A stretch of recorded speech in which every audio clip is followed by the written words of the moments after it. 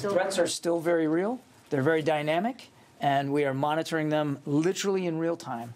And as I said yesterday, we're taking all the means necessary to make sure we remain focused on that threat stream and doing what we can for force protection.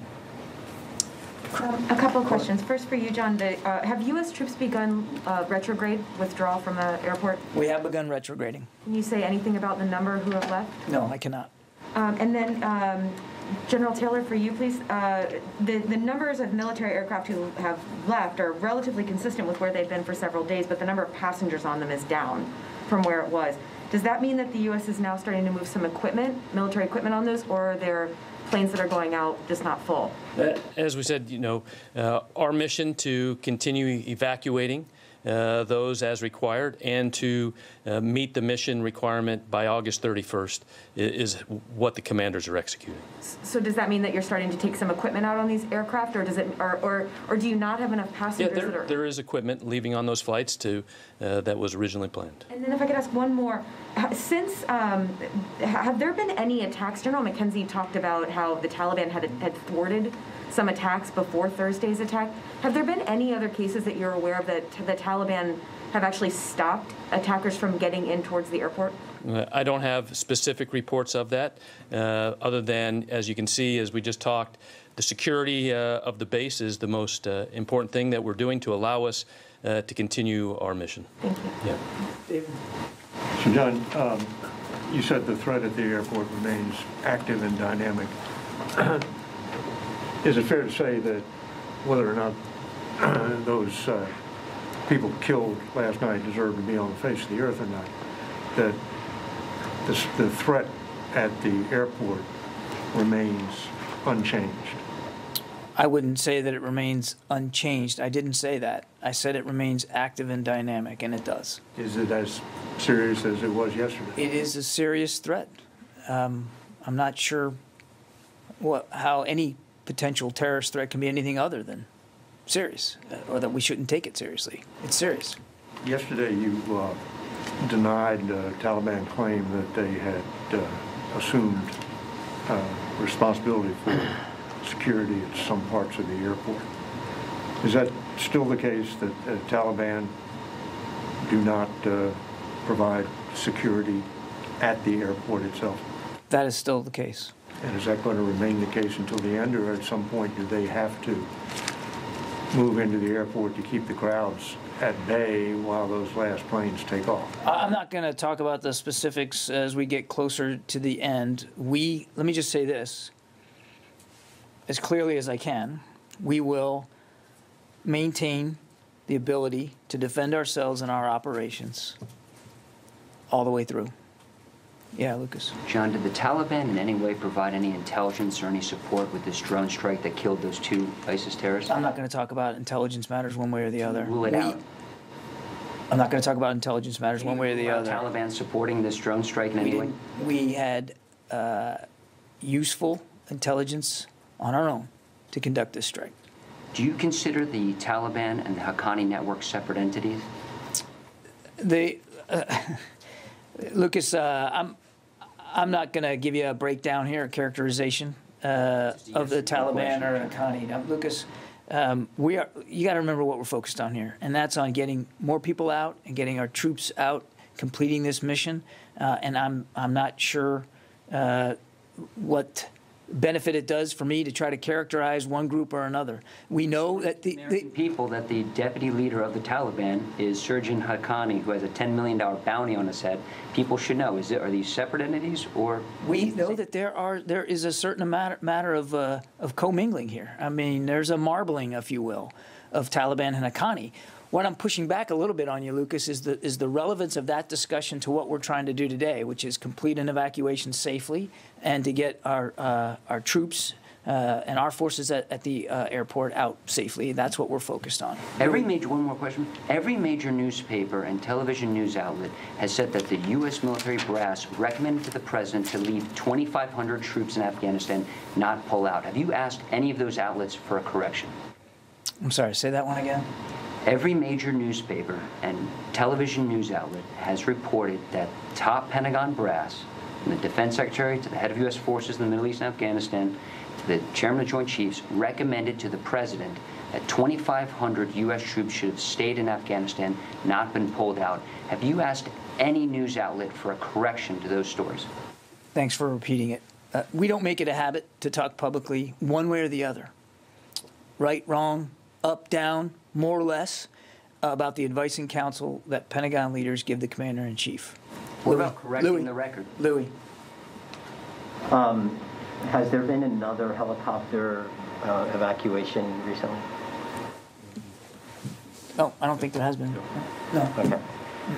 Can I follow up on the discussion about the drone strike yesterday?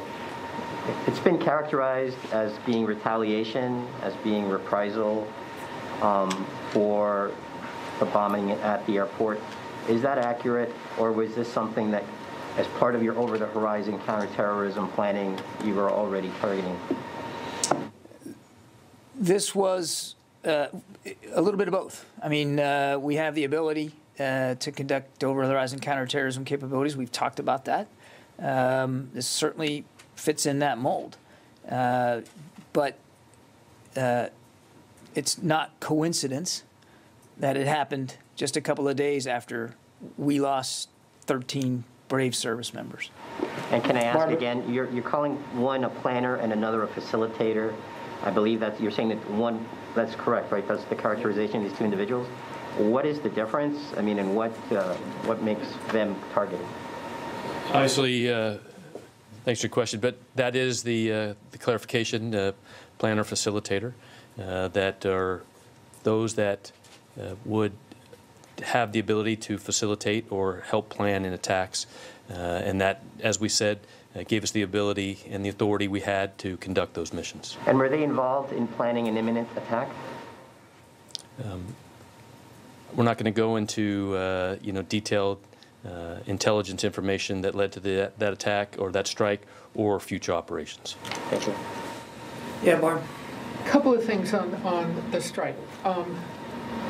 First thing, you called them high profile. Could you explain to us, but not senior? So, and then I have a follow-up on the strike. What makes you say they're high profile? Based on the intelligence collected and activities in the past, that was the classification and used for those. General Taylor, can you just clarify, were you actually targeting both of these individuals, or were you targeting one and the other one happened to be there and got struck? We had the intelligence that led us to the target area that allowed for that strike to happen with the BDA as briefed. Were you targeting two individuals in this strike? We had intelligence that allowed us to conduct that strike on those multiple individuals. John, if I could ask you also, so now you have done this strike, what is the assessment or feeling about the impact of this strike on ISIS-K in Afghanistan? Have you degraded them in any fashion? Can you explain that if they're high profile? Have you deterred? Have you degraded? What is your conclusion about what the impact of this strike actually has been? They have two high-profile planners, or one planner, one facilitator, that are no longer on their muster roll. So they have lost some capability to plan and to conduct missions. But Barbara, make no mistake, nobody's writing this off and saying, well, we got them, so we don't have to worry about ISIS-K anymore. Not the case. As I said earlier, the threat stream is still active, still dynamic. We're still laser focused on that and force protection. And we aren't thinking for a minute that what happened yesterday gets us in the clear. Not a minute. But do we believe that we hit valid targets? Bad guys who can do bad things and can plan bad missions? Absolutely. And do we think that that will have some impact on their ability going forward? Absolutely. What and to how much, we're just going to have to keep watching the intelligence going forward. I don't know if you can answer, but does the United States have a sense, even if you can't say names, Do you have any sense of who is in command of ISIS-K right now? I'm not going to get into specific org charts and intelligence about what we know about the organization. Obviously, we put a lot of time and effort into learning as much as we can, and I think for security purposes, I'm just going to leave it at that. Laura. So a couple quick questions about the attack itself. First of all, where did the unmanned aircraft come from? Was it a Reaper drone, Predator drone? Can you give us any information about the From aircraft? over the horizon. Okay, so no specific information you can It give came us? from over the horizon. Right. And then there were reports that the targets were in a vehicle? Is that accurate? Or was there any other damage to ISIS infrastructure? As I think the general said right at the top, we're going to be loath to release a lot of tactical level BDA detail here. We want to preserve as much flexibility as we can. So I think you can understand, or at least I hope you can understand, that we're just not going to be able to answer a lot of that detailed stuff right now. And then just to follow up, what are you doing about the ISIS-K cells in Kabul itself? Because clearly these attacks are coming from Kabul. It's possible the terrorists have gone underground. Obviously, you can't target the city itself with airstrikes right now. Yeah, what I would tell you is we're watching the threat stream very carefully, Laura. Clearly, they have the ability to operate inside Kabul. We're mindful of that. And we're watching it as closely as we can. And we're obviously trying to make sure that we have available to us as much information and context as possible so as to prepare for any future attacks. And that certainly, we have to assume, could come from or be planned out of or sourced out of places that they might have established themselves in Kabul. I think that's really as far as we're going to be able to go right now. Okay? And if I could ask the general a couple questions about the airport. When are we officially handing the airport over to the Taliban? Is the Taliban going to be running the airport? Are they going to be running it with the Qataris and the Turks, as I believe has been reported? We're going to continue to run the airport up until the end, and those details, as they continue to be worked out, will come forward. But right now, we will continue to run that airfield to make sure that we can execute our operations. And are some of the gates to the airport welded shut, as has been reported? There are gates that are closed, absolutely, right now. But as we said earlier, we do have gates that are continue to be open as we coordinate and still work with the Department of State to get people in for evacuation. Thank you. I have to go to the phones here. Yes, sir. Howard Altman. Hey, first of all, I want to express my condolences to the families of lost loved ones in Kabul. Despite this massive effort to evacuate folks, there were a number of organizations, including current and former military, that feel there's a level of frustration in not being able to get people out, and they're working in many ways. There's been many reports about that. My question is DOD cooperating with any of these organizations? Can you talk about that? And then what is your message to these organizations? Are they helping? Are they hindering? And given what you know about how this is unfolding, should they continue their operations? Well, it's certainly not for us to tell them to stop caring about individuals that they know that are in Afghanistan, Howard. We are, as you might imagine, we are working off many different streams of information about various vulnerable Afghan groups, not to mention applicants in the Special Immigrant Visa Program and, of course, American citizens. And I don't want to speak for the State Department, but the State Department has really been liaising with a lot of outside groups to help identify those who need to be evacuated. We are primarily responsible for helping provide that secure area at the airport for them to be able to get through the process and get through to properly manifest them and to get them on flights out of there. But look, I think a lot of us are getting emails and calls and texts from friends and colleagues. Many of them are veterans who are passing information to us to try to help get additional people out, and we're doing the best we can when we are contacted to get that information in the right stream to the right people on the ground there at the airport to continue to facilitate movement. And as the general said, we're going to try to facilitate movement of evacuees right up until the very end. Have these efforts helped, or are they adding to the confusion? And is DOD cooperate or help them in any way? Can you specify? I think certainly, Howard, to the degree that they have brought to light information that we can act upon to get additional people out, of course that's been helpful. And we certainly share the concerns that these groups have for these individuals. We feel the same obligation that they do to it. So to the degree they have been able to help us latch on and identify, then yes, that's been helpful. Gordon? We've done a few different things. One question with the Taliban, it's not an intelligence question, but was there any kind of coordination? Did you share any information prior to the strike on the ISIS targets with the Taliban? One question. I got a few more. No. No, easy question answered.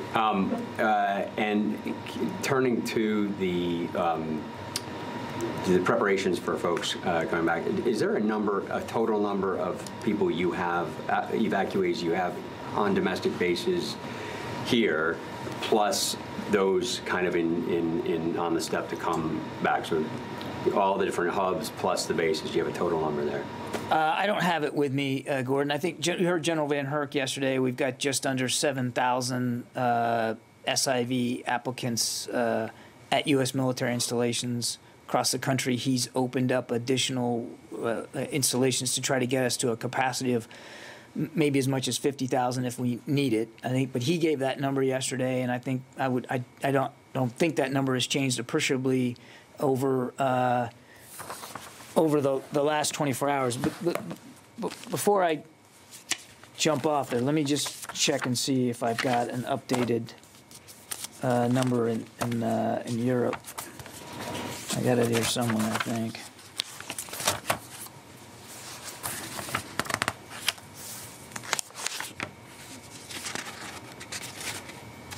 No, I don't think I've got it across Europe. So we'll have to come back to you on that. And then two other quick ones. Do you expect troops to come into Dover as soon as today? What I can tell you is that the remains of the 13 individuals who were killed are on their way back to the United States, but I am not at liberty to give you a precise arrival. Okay, a final clarification.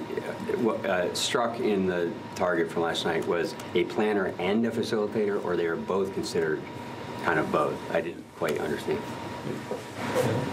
The capabilities of those struck and killed last night were a facilitator and planners.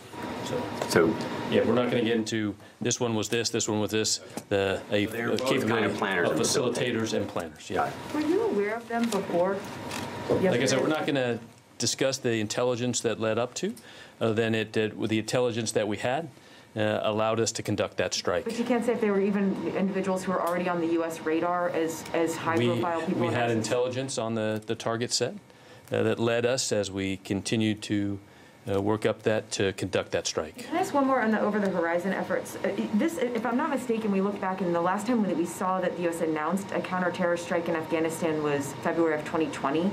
Are you aware of any other particular specific, not against the Taliban, but specific CT strikes since February 2020 in Afghanistan? I don't have that information readily available. General, with all due respect, the reason you're getting questions about the intelligence is 2 days before Kabul fell, the intelligence did not show that the country was about to fall to the Taliban.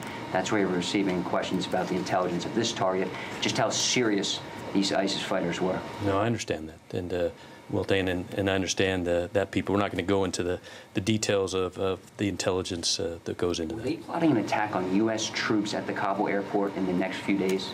The intelligence that we had was good enough. It allowed us to conduct that strike. And as Mr. Kirby said, we now have 2 members of ISIS-K that are no longer able to facilitate or plan attacks. Are they planning attacks on U.S. troops? I'm not going to go into that level.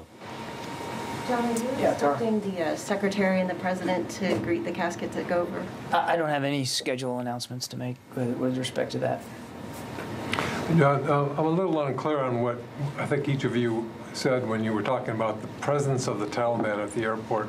Are you saying that there are no Taliban on the airfield beginning to transition to control on either the civilian or military side? So this was some reporting yesterday that that the Taliban were in control of the gates.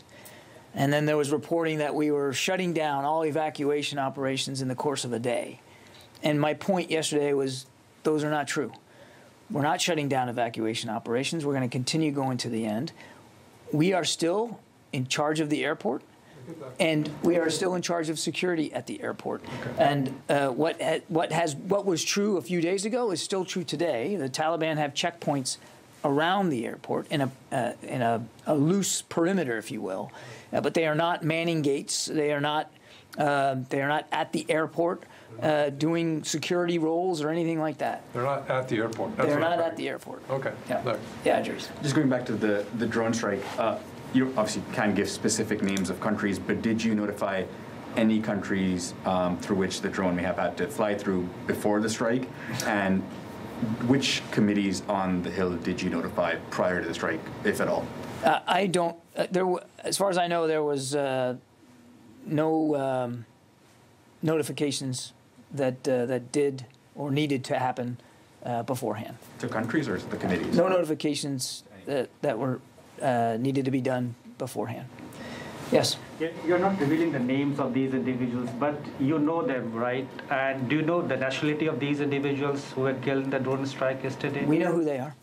You know them? Yes, and we know who the they third are. one who are wounded was planner or a facilitator? I don't have that information. And one more question. During your conversations with the Taliban, have they given you any assurance or indicated that they will not let Afghanistan to be used as a launching pad for terrorist attack against U.S., its friends and allies? Can you say that one again? During your conversation with the Taliban leadership, have they indicated or given any assurance to you that they will not let Afghanistan to be used as a launching pad for terrorist attack against U.S., its friends and allies? They made assurances as part of the Doha Agreement about affiliation with al-Qaeda and about terrorist groups operating from Afghanistan. They've said that publicly. They said that as part of the Doha Agreement. Barb.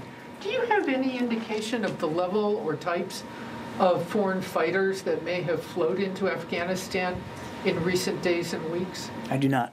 Thank you. Okay, I think we're going to call it a day. Now we're going to call it a day, Lucas. Lucas, I appreciate it very much. If thousands of ISIS prisoners were released in jail by the Taliban, coming today. I appreciate it. Is that evidence that the Taliban ISIS might be in? Hey, I'm Rob Finnerty. Thanks for watching. If you enjoyed this video, please join the conversation in the comments below. Don't forget to subscribe, too. Hit the bell icon to be alerted to breaking news. And remember, there's a whole lot more on Newsmax TV, America's fastest growing cable news network. Newsmax TV, where real news for real people.